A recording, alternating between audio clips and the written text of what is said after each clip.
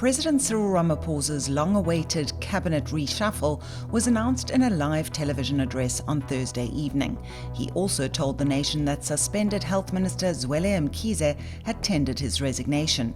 Mkhize has been on special leave while the investigation into the controversial Digital Vibes scandal continues. Last Thursday, court papers filed in the Special Tribunal revealed that the Special Investigating Unit wants the 150 million rand communications contract to be reviewed and set aside. I'm Catherine Rice, journalist for News 24's Multimedia Department, and this is The Story. This week we'll unpack the cabinet reshuffle and some of the unexpected appointments. You're listening to The Story. It's a podcast by News 24. We'll speak to journalists and experts about the week's biggest story. This is what we saw, heard, and uncovered this week. We're talking to News 24 Assistant Editor for In-Depth News, Peter du Toit. Peter, the announcement that Mkhize has resigned has been welcomed by political parties. Allegations against him and his family continue to surface, though. Just this week, more unfolded. Can you tell us about those? Catherine, yes, it's been a sordid tale, and first I think we need to acknowledge and say to each other that the way in which Zweli Mkhize, the Minister of Health, an ANC princeling, ANC royalty for a long time, many considered him a future candidate for ANC leader, obviously president and head of state later on. The way in which he fell from grace is actually so very tacky and so very embarrassing. And it's all to do with this 150 million rands contract that his department gave to a company called Digital Vibes, which is and was owned and operated by close friends and associates of him. You refer to some of the revelations that came out this week. A mere million rand of that state taxpayer money funds were used by Mkhize's son and daughter-in-law to open up a Tammy Taylor outlet, as well as a Golden Cuts, curls and men's haircut salon in KwaZulu-Natal. Now, so you stake your whole political career on your son and his wife opening up a Tammy Taylor outlet. How tacky and low budget and desperately sad can that be? So these revelations are coming out in drips and drabs, and his whole political career has now come crashing down because of that. Well, and now he's been replaced. And what do you think about his replacement, Peter? Do you think it was a wise choice? Well, Joe Phaahla, no, I don't. I don't think Joe Phaahla is an inspired choice at all. He is a former, he's a qualified doctor, incidentally, but he's a journeyman in ANC terms. He's been Deputy Minister of Sport, Deputy Minister of Land Reform, Deputy Minister of Health. So he's never the belle of the ball. And now all of a sudden he's being thrust into this role. I knew him when I was a parliamentary reporter, and he was Deputy Minister of Land Reform. Nice, soft-spoken, affable kind of guy. But he's been through the mill, and in the ANC, he served as a deputy minister under Jacob Zuma, deputy minister under Cyril Ramaphosa. So look, hopefully he surprises us, but not an inspired choice at all. Not someone with a high public profile, which isn't necessarily a bad thing, but also no real track record of being a member of the national executive, a project manager who needs to deliver. And arguably, there's no more difficult position in cabinet than the Minister of Health, which needs to run and manage this pandemic, which is still very much raging about us. Well, exactly. And what about the finance minister? Tito Mboweni will be replaced by Enoch Godongwana. Was this unexpected, and how have the markets reacted? Look, that's fascinating. Tito Mboweni has lost interest in the finance minister job a long time ago. And when he was appointed Minister of Finance in the wake of Nhlanhla Nene's resignation in October 2018, I think it was, he brought with him some fresh ideas to the Ministry of Finance. He brought with him some fresh new ideas to the ANC about how, A, the economy can be revitalized, and B, what needs to be done about state-owned enterprises like Eskom and SAA. But he was very quickly slapped down, Catherine. He was very quickly wrapped over the knuckles when he made utterances like, let's sell off SAA as soon as possible, when he said, let's break up Eskom and bring in private equity. That's not ANC dogma. That's not ANC policy. And after that, he lost interest. He became a little bit of a cult figure on Twitter, where he shared his various decidedly oddish looking dishes which he cooked in his house in Mapisa-Nqakula. And from what we understand, he almost spent more time in his house in Mapisa-Nqakula than he did at National Treasury in Pretoria. So it was not unexpected. He's been pining to be released from that job for a good number of months and even years. But it is a blow because Tito Mboweni is known and respected by the markets. Enoch Godongwana is considered a pragmatist. He has been chairperson of the ANC's Economic Transformation Committee for a good number of years as well. So the markets know him, the banks know him, the financial services sector knows him. So he's not an unknown quantity. As I said, he's pragmatic. He is a supporter of the most basic principles of a free market. And I know that he's opposed to expropriation without compensation, a policy, of course, which was adopted in 2017 by the ANC. But he has grown up and is dyed in the wool an ANC apparatchik. He is very much marinated in ANC economic dogma. So I don't think we should expect any new fresh ideas from Enoch Godongwana. And I think he will operate within the parameters of ANC policy, which we know is in many cases comes from a previous dinosaurian age.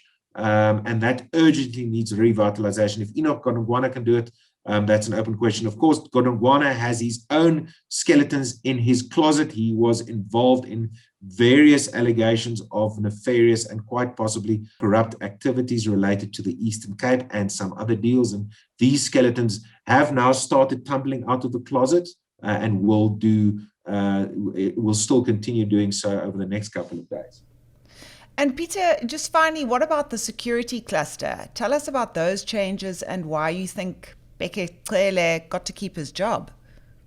That's fascinating. Our editor, Adrian Basson, wrote in his first take last night that the fact that Bheki Cele has survived, and he's in Adrian's eyes, the biggest winner, shows that the president has accepted Bheki Cele's explanations about what went wrong in July when KZN and Gauteng suffered under bouts of violence and looting. So Cele remains in cabinet. He remains seemingly, he still enjoys the trust of the president. But the biggest move of Thursday night was the decision to disband the Ministry of State Security and move that line function into the presidency. That effectively means that the spies will now report into the presidency. Now, the spies have been a bone of contention for a good couple of years. We've spoken on this podcast previously about what the problems there are and how it has contributed to political instability and how spies and the whole spy agency has become enmeshed and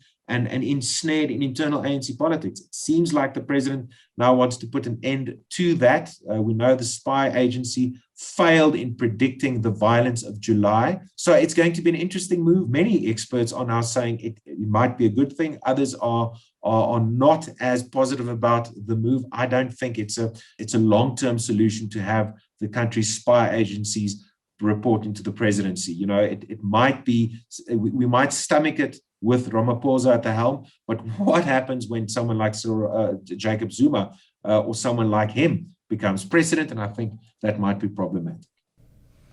Well, thank you very much for those insights. That was News 24 Assistant Editor for In-Depth News, Peter du Toit. We're now joined by political analyst Tebogo Kaas. Tebogo, what do you think about the moves made by the president on Thursday night? Well, he moved, but I don't think he really moved far enough. But it's obviously within the constraints that he operates from. I'm talking about the political environment and the considerations that he has to make from within his party. What about Mkhize's resignation? The president shouldn't have taken so long to deal with this. Do you agree? He shouldn't have. But then again, true to his character, we know that he's somebody who wants to be deliberative and methodical in terms of his approaches, especially when it comes to sensitive, politically sensitive decisions such as firing of a minister or a senior party official, and he didn't want, or he doesn't want to have any blowbacks, and which is why he probably wanted to make sure that he lets the process play itself through until such time that he may not be seen to be just firing or getting rid of his political opponents, which I believe Zweli Mkhize had ambitions, although he did serve in his cabinet.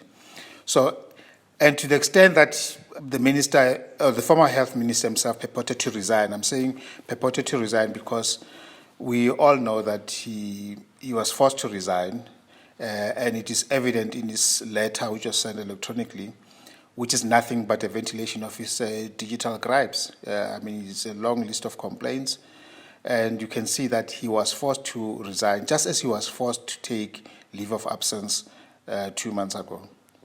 And Tebogo, finally, the security cluster was dismantled. Give us some insight into what the president is trying to achieve here.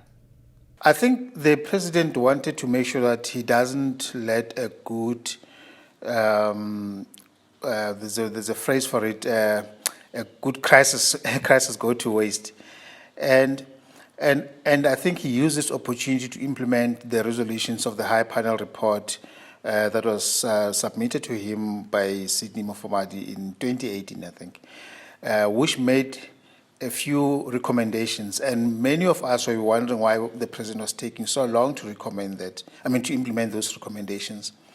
And I think recent events involving the security cluster just made it perfectly possible for him to actually implement those. And amongst the recommendations in that report was the establishment of the national security strategy and an architectural review of how the security establishments relates to the constitutional imperatives that lie, the function that lies in his purview, and also the establishment of a task team which involves, amongst others, former President Mbeki's legal advisor, Advocate Mujanku Ngumbi. So overall, the president could have fired everybody, including former Deputy Minister of Intelligence, Zizi Kodwa, for reasons that pertain to allegations that were laid against him at the Zondo Commission. But I think he's playing very safe again, true to his form, because there's already an established blueprint that once you are charged with a crime, then you have to step aside. Then it emboldens or it will empower him to take any action, even amongst those that are considered his close allies. So yes, I think it is welcome that now they will move to make sure that the intelligence services are no longer as politicized as it was the case during Zuma, who established that ministry in 2014.